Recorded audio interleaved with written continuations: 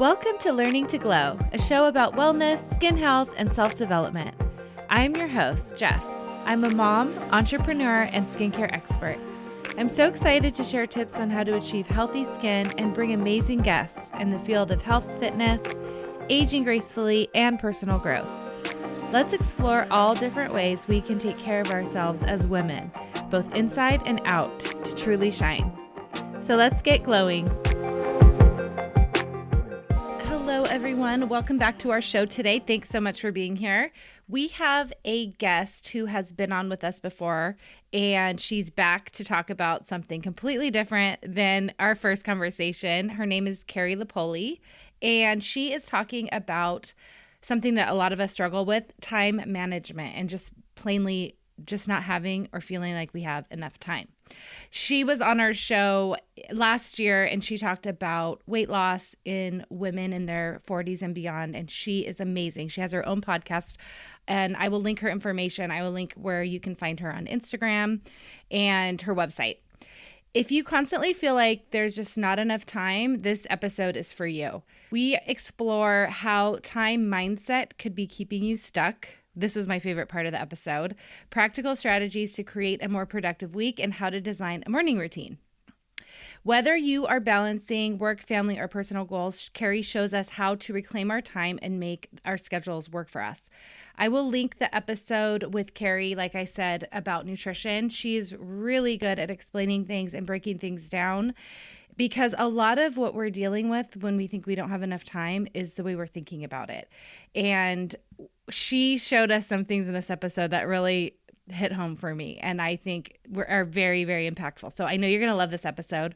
Please send this to a friend. I know so many people could benefit from listening to this one. It is so good and enjoy. Hello, everyone, and welcome back to the show. Today, we are joined by a guest that we've had on once before, and we loved her so much we had to have her come back.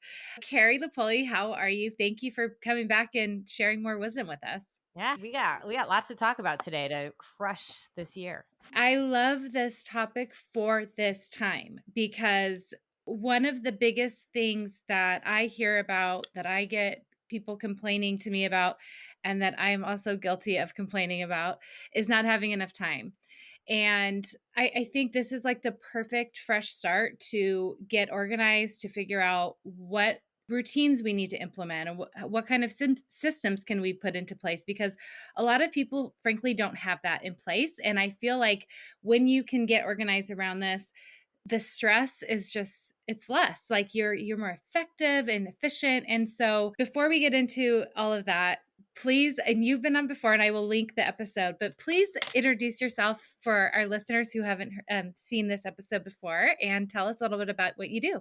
I love this. Yes, people actually ask me how I have 30 hours in a day. And of course I don't, but I am very efficient and intentional with my time. So this is a favorite of mine when it comes to topics. My name is Carrie Lupoli. I'm a nutritionist and a behavior specialist. I was actually originally a behavior specialist, a special educator that specialized in working to change behaviors from our kids that I like to say kids that needed our love the most. And I had a background in being able to really analyze behaviors. And so I think with everything I do, whenever I would see an issue, whether it was in my life or in my students' lives, I was like just really problem solution oriented because the buck stopped with me. If the kids weren't successful, everybody looked to me to be able to figure it out. And so I think that the more than 20 years of me doing that and then moving into being a national educational consultant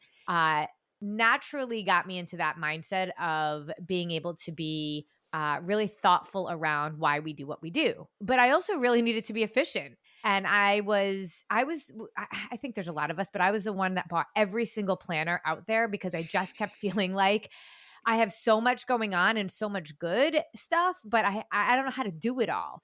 And I had little kids, I had a business, I was traveling all the time. And I think for the last more than 20 years, I have been really working on how do I find the most efficient systems to be able to do the most, but also recognizing that we need balance and we're not robots. So and now as a nutritionist, and I've been a nutritionist for the last 10 years because I really I was in a bad place with my health and wellness. And when I really figured out what it took to truly be healthy and nobody was teaching it, I was like, well, behavior, nutrition, showing up for ourselves, it all fits in the same category. So that's what I've been doing for the last 10 years. And really as a performance coach in many ways, teaching women especially how to show up for themselves despite the busy life. And we're all so busy. I mean, this is like the thing, right? We're busier than ever. You know, you have a business, you're a mom, like there's just a million things that we have on our plate. So I love also that, you know, as you work with people with nutrition, because Mhm. honestly, I mean, isn't this one of the biggest questions and like complaints you hear from your clients when you are starting to take a serious look at your health and wellness? You're like, wait a minute, I don't have time to work out. I don't have time to meal prep. Yep. Like, what are like a lot of your clients that you work with? Is this something that they come to you and complain about? So many people think, Carrie, just give me a meal plan. Just tell me what to eat. And I'm like, well, you won't do that because you are too busy. And if I just told you this is the meal plan, that will maybe quote unquote work if when life is absolutely perfect. But there was a meme I saw on Instagram, and it was something like adulthood is saying next week things will get easier. Next week things will be better. You do that and doing that until you die. And like life is never in this like perfect mode. I run 3 businesses, have 2 kids. I travel most months out of the year. And so I yet sleep 8 hours a day, work out every day, or move my body in some way every day, and am able to show up for myself. So a meal plan is not going to show you how to do that. We've got to be able to figure out a lifestyle. And so when I first started as a nutritionist, I realized, yeah, when women were motivated, when life was like perfect, they could do the stuff that I was teaching them, but they all fell off. Every single one, even though I was finally teaching them how not to diet, how not to count calories, how not to actually obsess about food.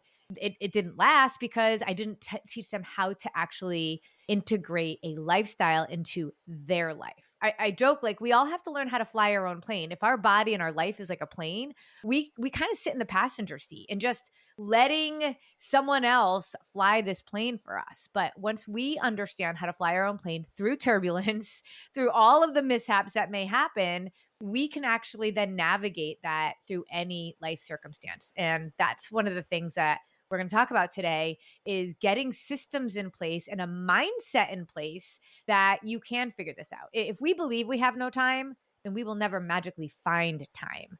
I say that time is like water. You know, like if you have water, it takes the shape of whatever container it's in. So water will form into your water bottle or into a bowl, whatever container you give it.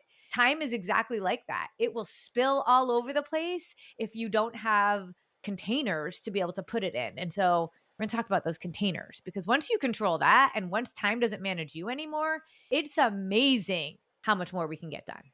Oh, I can't wait. Okay, so before we talk about systems, I want to talk about just time management for a second. And something that you mentioned is like that because it's a mindset thing too, what you just said. Like Mhm. time is in our minds a lot, like what we think and what we, you know, what we actually have. So when it comes to time management and our mindset, like where do you start? Like how, because I feel like that's before you even get into the nitty-gritty of how to do it. Absolutely. So everybody has a different level of tolerance when it comes to either chaos, stress, busyness. Stress is not just a fact, it's the way we're perceiving a situation. Time is exactly that same way. Sometimes people with tons of time actually make the least use of it. And sometimes people with what seems like the least amount of time make the most of it. And it really is how we're interpreting a situation. Time and our level of stress and the way that we are interpreting what our opportunity is to get stuff done is all based on something called truthiness. It's not truth, it's truthiness. It feels very true to us, but it's only based on our narrow kind of line of vision. So, for example, if I say, I mean, I run 3 businesses, I have an Airbnb, I have 2 kids, I live between Connecticut and Colorado, I have a husband, I have 2 dogs, I'm trying to take care of myself. People all the time are like, I know you're so busy. I know you're so busy. I actually feel really in control because I'm very intentional about my time. And is time limited for all of us? Yes. But it would be a truthiness for me to say, I am too busy to call you back. I am too busy to work out. It feels like maybe my experience is telling me I just can't figure out how to fit anything more into my day. But there are plenty of people out there that are able to figure that out. So could it be more about your experience as truth, your mindset as truth, what you're perceiving as really stressful as truth? Or could we take a step back and actually look at this in a much more kind of, I don't know, like a little bit more of a scientific way, a little bit more of a less biased way to actually determine if that's true or not? And so that's the first thing I want to walk you guys through. I want to walk you through a little exercise for you to take away the bias of your truthiness when it comes to time management. Sound good? Oh, yeah. I love that. Okay. So the first thing I think we all need to realize is that time is the great equalizer. We all have exactly the same amount of hours in a week. Whether you are fully retired and not working, or whether you're, a 30-something working single mom, it may feel like you have less time, but we all have exactly the same amount of time. So each one of us has 168 hours in a week. We're going to do a little math here, Jess, today. So 168 hours. Now, we know without a doubt that your lifespan is going to be dramatically shortened, and not even your lifespan, but your health span in terms of how much of a quality of life you have if you are not allowing yourself certain aspects of health, sleep, showing up for yourself by moving your body, eating in a way that serves your body more than it serves your soul, although you got to still serve your soul, right? And we have to prioritize certain big rocks in our life. So let's say, and we know there are people that will say, I only need 4 hours of sleep. That's not true. We know everybody needs really around 7 to 8 hours of sleep. So let's say you have 168 hours in a week. We're going to prioritize sleep first. So let's go with 7 hours of sleep. So 7 times 7, 7 days a week times 7 hours is 49. So I've got my calculator here.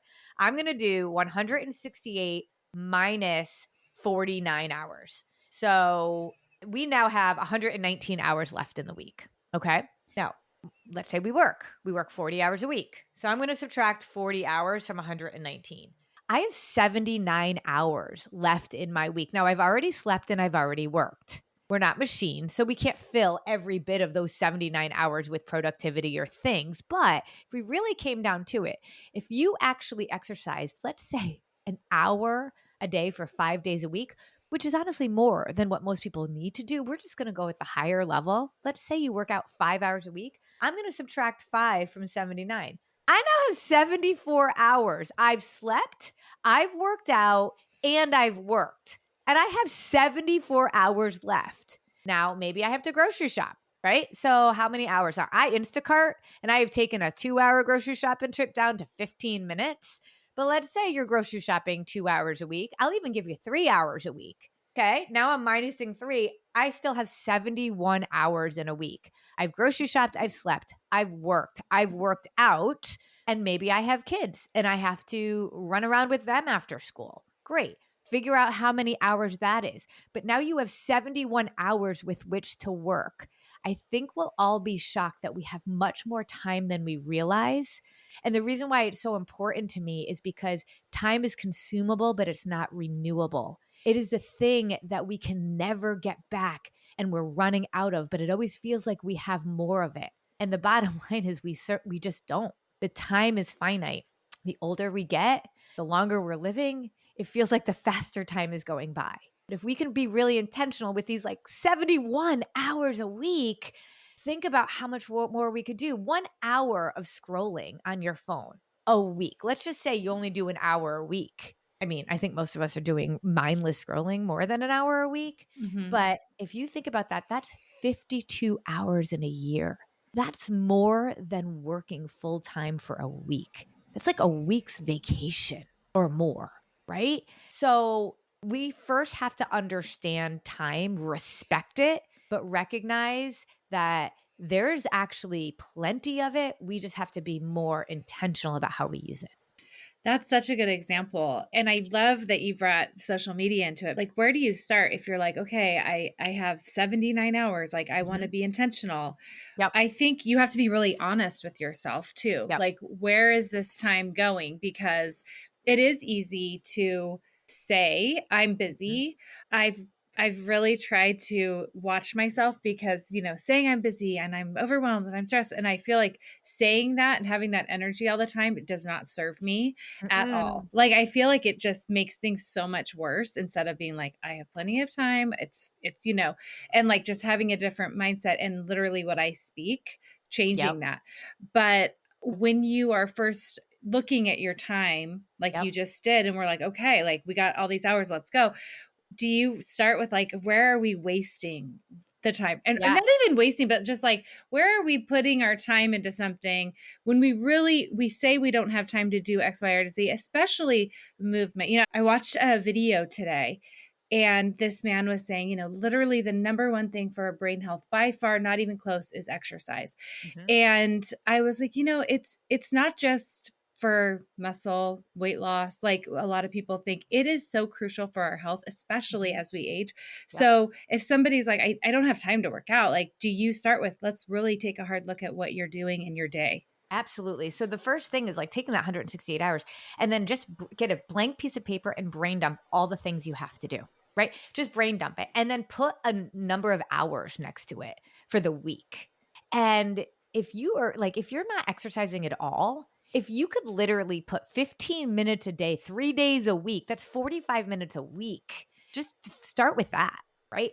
And I have a client who was like, I don't have any time to work out, but she also didn't have any kids. And I'm like, if you don't have kids, you definitely have time. But anyway, she was convinced she didn't. And, just going back to that idea about our mindset, I remember when my daughter was 16, turning 16, and they had to buy their own cars. And she's been saving up for a car and she wanted a Subaru Crosstrek.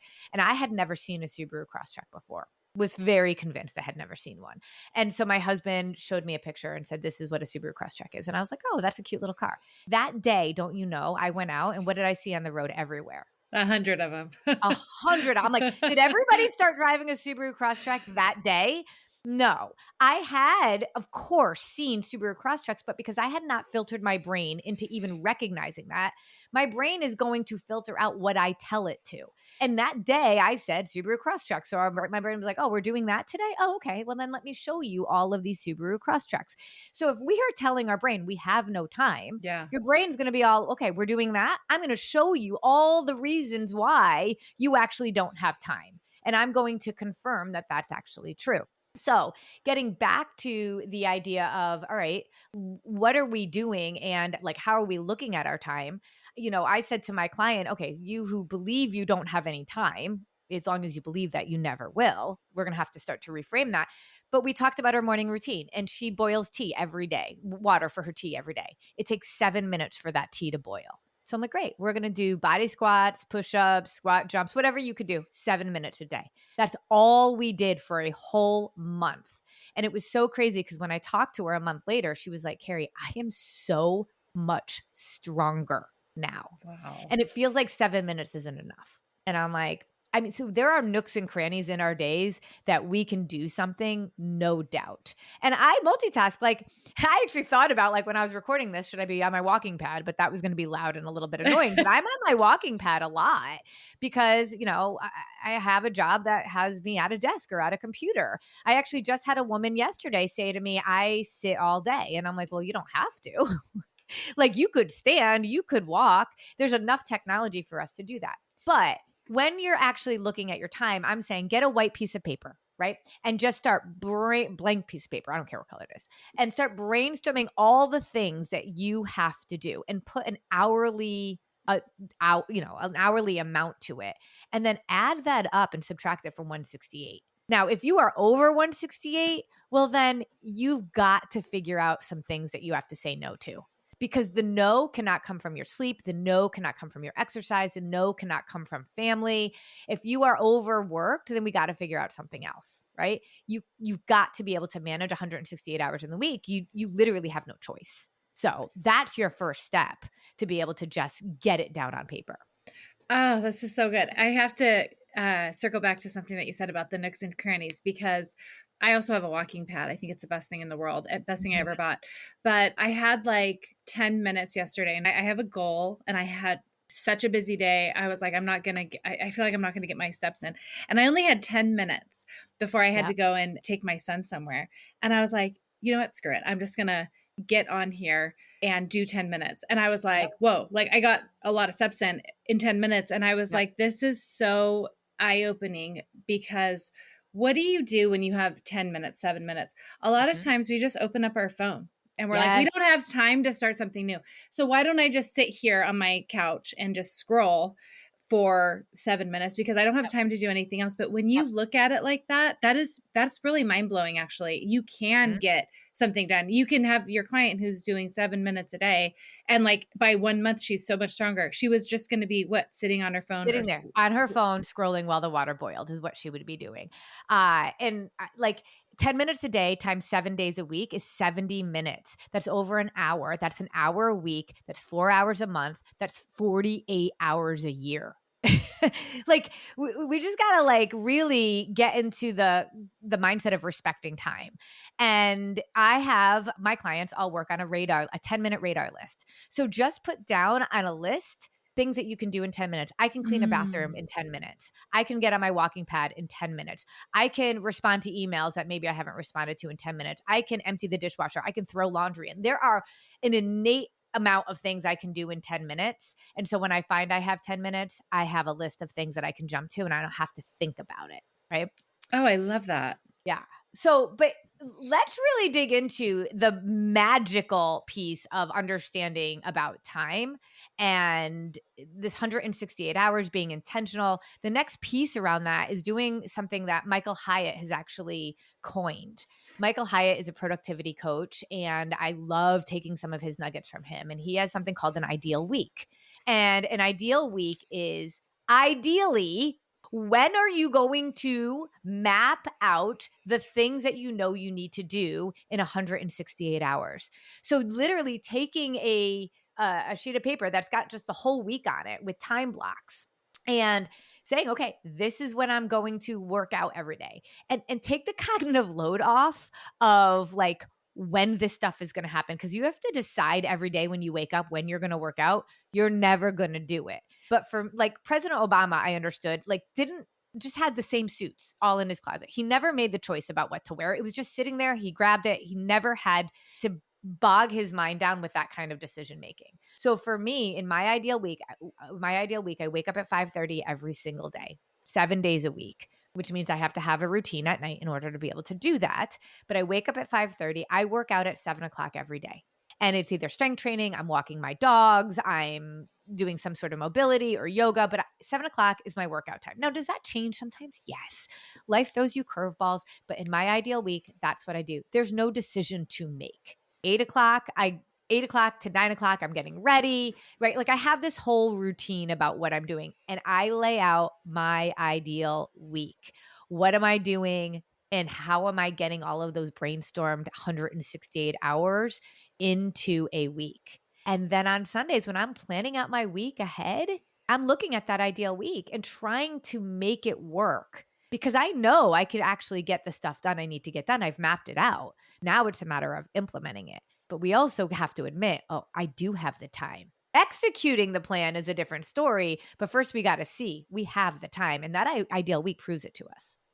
Oh, that's so good. Okay, maybe we could start talking about next. Like, do you have a game plan for sitting down? Do you have like a time of week that you like sit down Yes. and do all this? Is this part of your system that you Yes. use? Maybe we can talk about that next, because that's Okay. really helpful. Yes. So I have literally been studying this for the last 30 years, and I've been obsessed with making the most out of my time because I respect it probably more than I even respect anything else. I respect time, and I know that it can just slip away. I mean, I'm turning 50 this year, and I just think, how the heck did that happen? How are my kids almost 20 years old and almost 19 years old? And I just realized like the years go by real fast, and I want to be able to make the most of every single minute. I believe we're all on this earth for a purpose, and my biggest fear is that one day I'll die and God's going to be like, you did good, but I had so much more planned for you. So I'm really respectful, but I also build in balance and margin. And so margin is another piece of the mindset puzzle that's really important. Yes, you might have 10 minutes to be able to get stuff done, but also we cannot schedule every minute of every day into being uber productive. We're not robots. So how is that going to work for you? You got to figure that out, but you also have to have margin. So Sundays and then mornings. That's going to be my big tips for you. At the beginning of every single month, usually the Sunday before the next month. Now, I have a whole planner pad system that I've developed and that my clients use. That's on my website. And we have a planner pad. You rip it off. You can use anything you want, any sort of calendar, but it's a monthly. And then I have 4 columns for each week of the month. And I go in and I fill out my month, all the things that I know are coming up ahead in the month. And just sort of like, okay, I know I have a holiday party, or I know I have, a work thing, and whatever it is, I'm just putting it into this. Now, I use my computer in my calendar and I pull that out too, but there's something about getting it down on paper. And then I think about, what do I want to say I did by the end of this month? And when I think about goals, I am not talking about losing 20 pounds, because that is completely out of our control. Our behaviors are the only thing within our control, not the outcome. Whether or not my A1C level goes down in 3 months is not actually within my control. But I know that there are behaviors that I can do to work towards that outcome. So I got to divorce myself from the result and just figure out, what is it that I'm going to do? So is it mean by the end of the month, I want to be able to say I average 3 times a week of working out. By the end of this month, I want to establish a really strong morning time. By the end of this month, I want to be able to have done blank. Work, home, family, whatever it is. All that goes on my same calendar. And then at every single Sunday, I have a meeting with myself. It's part of my morning time. In my ideal week, I have morning time every single day. And I'll explain more about what I do every day. But on the Sunday, I am doing 2 major things. My morning time on Sundays look different. One, I'm grocery shopping on Instacart. I plan up my dinners and I get my Instacart going, and I literally do that in less than 20 minutes. But 2, I look at my goals for the month and I say, okay, what do I have to do this week to work towards those goals? And I plan out that 1 week. Okay, if I know that I want to work out, average 3 days a week of working out, which days am I going to work out next week? When am I going to have that plan? I'll look at my ideal week, and I'm just being really intentional with what I said I wanted to do at the beginning of the month, but only action creates change. So I actually have to make sure that I'm intentional about when I'm going to do those things. They should be big goals, so I'm chunking them into weeks. And so my Sundays are very intentional with that. And then I got stuff I do every single day that then helps break that down into that. But does that make sense first? Like the month and the week, and why Sundays are so powerful for that? Absolutely. Yes. I don't spend my hours meal planning or meal prepping. I just don't. Like, that's not how I spend my Sundays. I can do all of my morning time stuff in 30 minutes. But I also feel like, it might take a little practice. And I think this is, especially when you're new to like menus or shopping or whatever. Like Yep. I'm the same as you. Like I can bust it out. Like I'm all about weeknight meals that are fast, that I know how to cook. I'm not going to be staring at a recipe that is complicated. I'm not going to do that. I just don't have the time I don't want to do that with my time. Exactly. That's sort of how I look at it. And so I get it down really fast. And I think when you're new to it, it might take a little bit longer because, it's like you're probably to the point where you're like, okay, I know this meal has at least 30 grams of protein or, whatever. So you have a good head around it. But I feel like we do the same meals a lot, Same with us. I try to do one new recipe a week. We have this amazing recipe vault in my private practice. And so I'm like always committed to like, okay, I'm going to try one new recipe a week, but I pick it on a day that I know I don't have a lot going on. And some weeks I don't do that, and it's fine. But we prioritize what's most important. Right. And so I'd have to say, give a little blind trust in how powerful this is right now and prioritize it, because it's a little bit like speaking a new language. At first, it's going to feel a little bit not fluent, but eventually it's just going to be a part of who you are, not just what you do. We brush our teeth every day.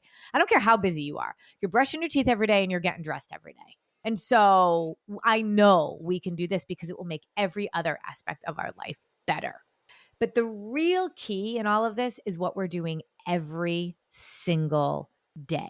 And I actually recently started going live now on Instagram, on my personal Instagram, Carrie _Lupoli, and I go live every morning for morning time.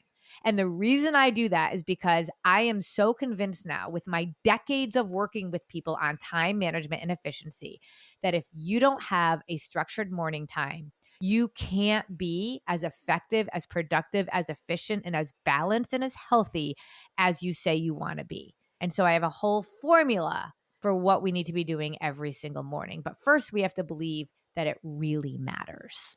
Oh, I want to get into your morning routine, but I want to ask a question first before Mhm. we do. So, you've scheduled out the things that you need to do, and it could be, personal work, whatever it is. We're organized. Sunday's done. We start Monday, Yep. and we're like, I don't want to do that. I I'm know. like, I don't want to do this. So what It then? sounded good when I laid out my clothes I'm last like, night to go work I out at 5 o'clock in the morning. Yeah, I'm like, oh, this is I'm doing too much here. Let me just woo, let's cross that out. Let's cross that out. What are some solutions for when you get to that place and you're like, I don't want to do this anymore. Yeah. Well, that's the thing. Like sometimes I find myself, and I do this all the time with like batch recording social media because I have an online business and I'm like, I don't want to do this. And it sounded good at the time, but I'm like so not invested and motivated to do this right now.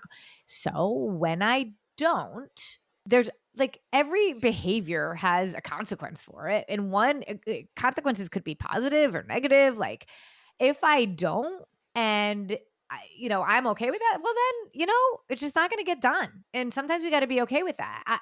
Stephen Covey, who has written a million and one books, but talks about what the most successful people do, talks about this matrix of trying to live in the important and not urgent quadrant of our life more often than not. Hmm. Right. So if we're doing important things that are not urgent, we're actually being the most productive and we have the most like space in our mind. But for some of us, it's that urgency that drives us and motivates us. And we should not be, if we're always living in the important and urgent matrix, that means everything we're doing is important and it's urgent, and that's going to cause chronic stress. Hmm. But for some of us, that drives us. So sometimes I find myself purposely scheduling like right before a deadline something I'm going to do because I know myself well enough to know now that if this is a task I don't love to do, but I have a deadline, yeah, I'd like to get it done earlier. I probably won't because I don't have the fire lit under me. So those tasks, I'm just intentionally like, okay, I know I'm not going to want to do this early. I'm going to do it right before the deadline because that fire and that urgency is going to light up inside of me. But also the thing, like, I think that's really the bigger issue is around self-care. So working out. I hate working out. I've always said that. I strength train just about every day or 5 days a week. And I still more than a decade later, I'm like, ugh. So this is my trick for that. I have a very big why. It's not about the weight on the scale, because if it was just about the weight on the scale, you're going to be like, I'm not losing 40 pounds by tomorrow. So I'm just going to skip the workout today. But when my workout really is aligned to me living longer, that I don't want to fall on the floor when I'm older and have nobody there to be able to pick me up. And I certainly don't want my kids to have to take care of me when I'm older. And what I do today is going to make a difference on what happens when I'm older. And I remind myself of that all the time. But we still have these feelings and we don't want to do it. So I got to remember the why I'm even doing it in the first place. But then I'm going to literally vision cast. So it's 7 o'clock in the morning and I need to work out. It's 6:45 and I don't want to work out. I vision cast myself at 9 o'clock. At 9 o'clock, where am I going to be? Whether I worked out or not, I'm going to be sitting at my desk working. How will I feel having worked out or having not worked out? Because once it's over, you feel great. I would say I don't like working out, but I like having worked out. Yes. So now I'm going on my feelings, but I'm going on my future feelings instead of my immediate feelings. And so I'm like, at 9 o'clock, I'm going to feel, a little bit crappy if I didn't actually work out and I wasted that time. All right, I'm just going to focus on that. And it's amazing how that allows us the ability to still go by our feelings, but go by just a feeling that's going to happen versus a feeling that's happening. And the other piece of what I do is I say it out loud. So that little voice in your head lives on the right side of your brain, convincing you that you don't want to do something. And the right side is our messy side. The left side of our brain is our problem solving side. That's why if we can speak it out loud, that's why like therapy works so well, because we speak it and it moves to our left side. So say it out loud exactly what's going on. I don't want to work out today. I'm not feeling like it. But if I actually picture myself at 9:00 in the morning and I literally say it out loud, I now am actually moving it from the right side to my left side. And I become like solution oriented and like, all right, I'm going to go work out. I think it's a really good point too to say, it's okay if you don't like to do it. Yes. Like that does you shouldn't feel bad if you don't like working out. And you shouldn't be like, I'm going to make myself like it. No. It that doesn't happen for everyone. And and that's okay. Like you can Yep. still do it and you're Yep. going to feel you're going to build the confidence that you trusted in yourself. You said you were going to do something, you did it. And I really love that I love that example because even somebody like you who is dedicated and healthy, you still would not, you're not stoked to get up and do it. Oh my gosh, That's not huge. at all. Like Yeah. literally not at all. My trainer always laughs at me. I've been working out with him for over 10 years and he's like, I can't believe you still hate this as much as you do. I'm like, I do. I just hate it. But I worked out this morning and I'm like, I love that I moved my body. I love that feeling of soreness. I know that I'm setting myself up for a future of success. And so, the real habit is also like the times that you don't do it, the real habit is actually getting back on. Not that I do it all the time. But let's dig into what my morning time I want to. Yes, that's formula what I want. is. I have proven it effective for years and years and years. So I want you to think about, all right, I before I moved out of my last house, I had a pool. And in that pool, I had little lounge chairs. And in the summer, I would put the cushions out. And every single day over the summer, a bird would poop on that same lounge chair cushion. Every day. And every morning I'd have to wake up and wipe the bird poop off. And as long as I got up every day and wiped off that bird poop, it was fine. Like it didn't stain. It was just gross, but whatever. I had to do it.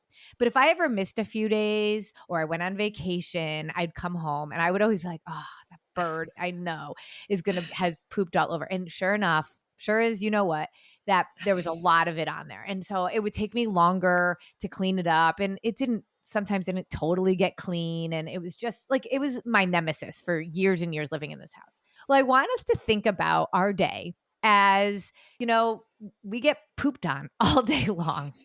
And we have to spend our morning every single day cleaning up the bird poop from the day before. Our days are never going to go as planned. Our ideal week is important to map out, but rarely is it going to be 100% executed.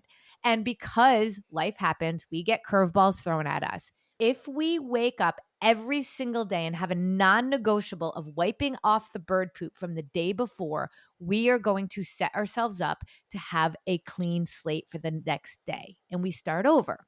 So what does that look like? There's 3 things that we do for morning time. Now, depending on how much time you have, you can do this in 7 minutes. You can do this in an hour and a half. I actually take an hour, a little over an hour every morning.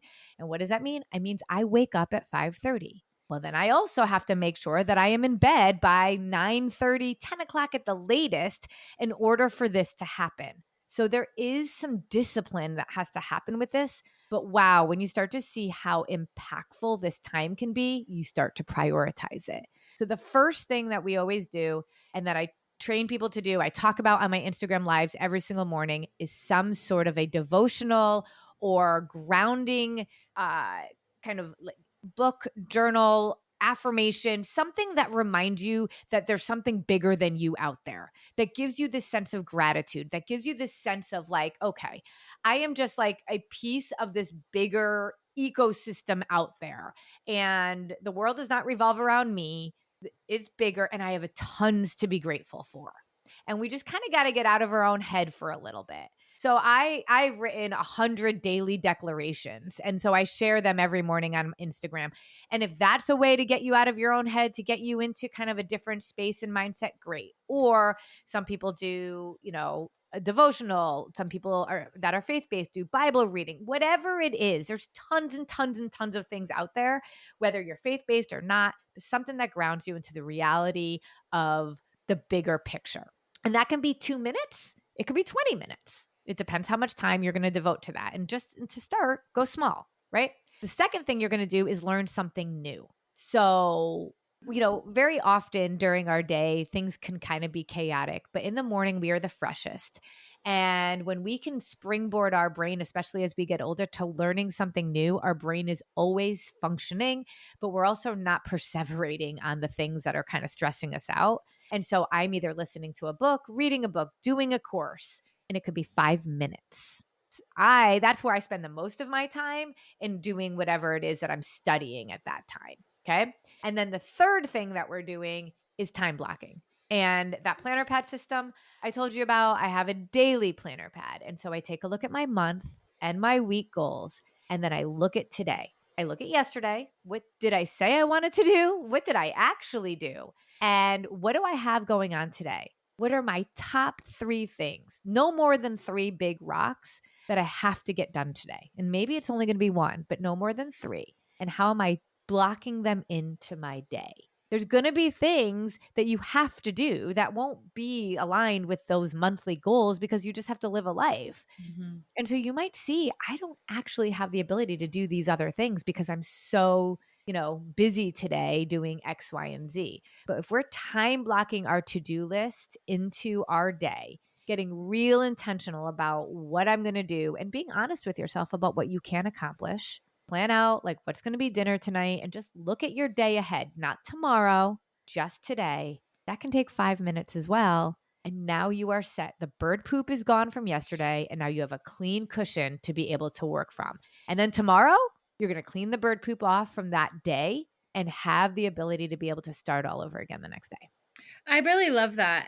It's like there's no surprises that way. You're starting the day with just knowing exactly what's going on, what your goals are. Like you're just putting your mind in the right space. And I think with people who don't have a morning routine, I know that I've only recently started doing a consistent morning routine like about a year and a half ago. Mm-hmm. And there are still days where I'm like, okay, I for some reason needed extra sleep, so I skip it.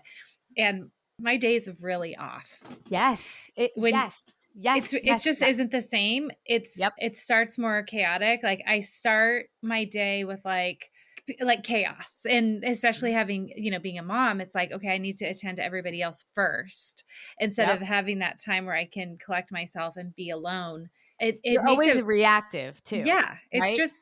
Yeah. And then it's like, you're running late, and then it's just like the energy will literally catapult into the rest of your day. It will. And when I have clients, my nutrition clients, and they're like, I fell off. Like I'm just not as consistent.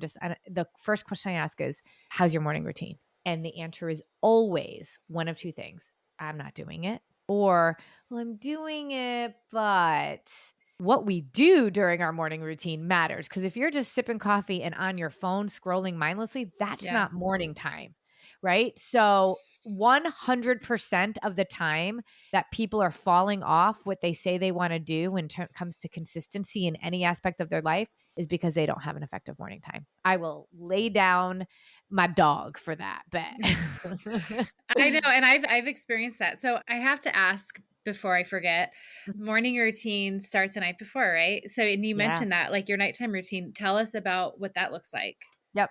I set my alarm at 9:00 at night. And by 9:00 at night, I have to be on my way upstairs, ready to brush my teeth, wash my face, all of that. And I have to set that because the nighttime is where I build in the most margin for myself. I know I am not as productive. And again, I'm not a robot. I rarely do calls at night. That might be where I watch a TV show, or my husband and I, because we're recent empty nesters, maybe we'll go and do something together. We play pickleball or do yoga. But when we had kids at home, we often had sports and all sorts of things. So I've given myself that time. But I mean, most of us are home by 9:00 at night. And so that's really I'm very adamant about that because again, I vision cast. How am I going to feel at 5:30 in the morning? It hurts. It physically hurts to wake up early if you did not go to bed on time. It just is so awful. And so I work to remember that feeling. And I'm like, okay, 9:00, my alarm goes off.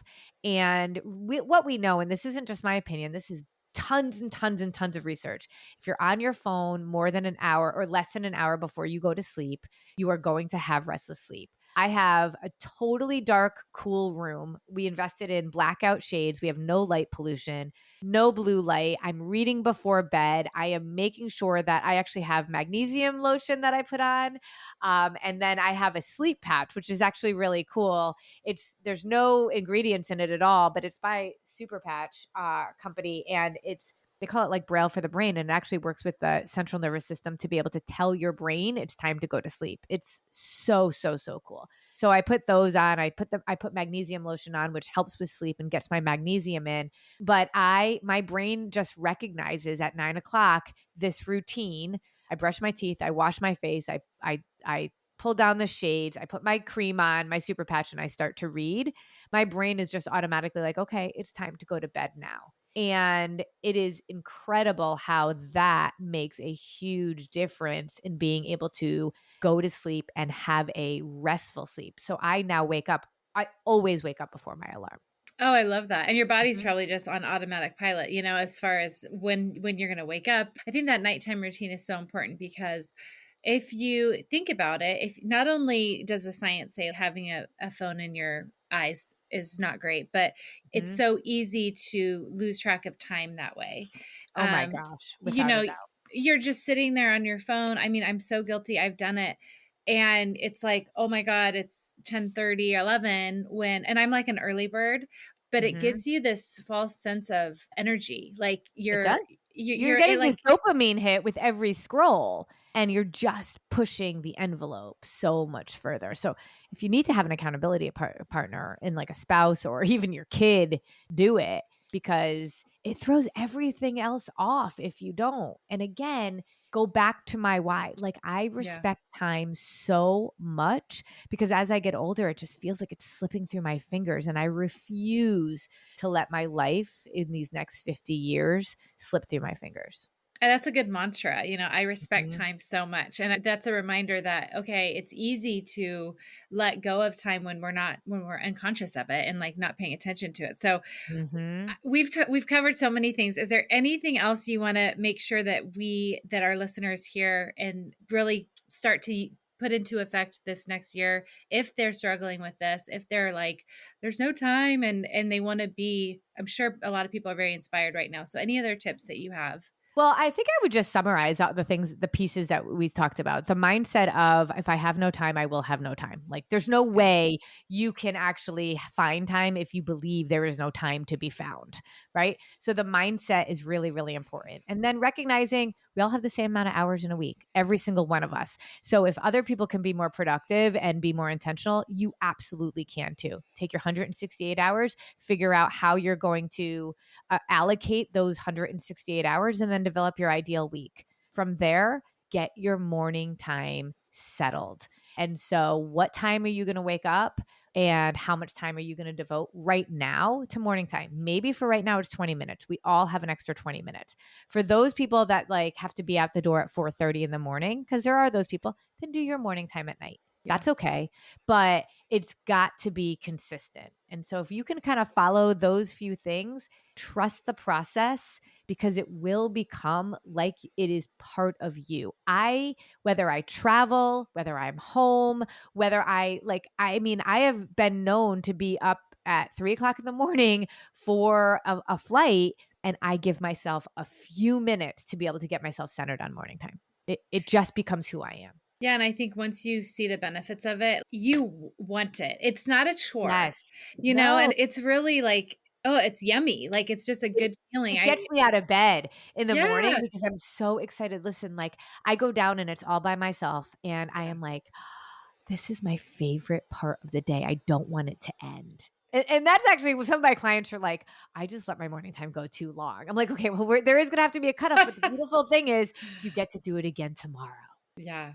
It's a beautiful thing. And I think it's something that I hope a lot of our listeners give a try if they're Yeah. not already doing it. So Carrie, thank you so much. This is so much fun as always and so Mm. helpful. I absolutely love this. This is such good stuff.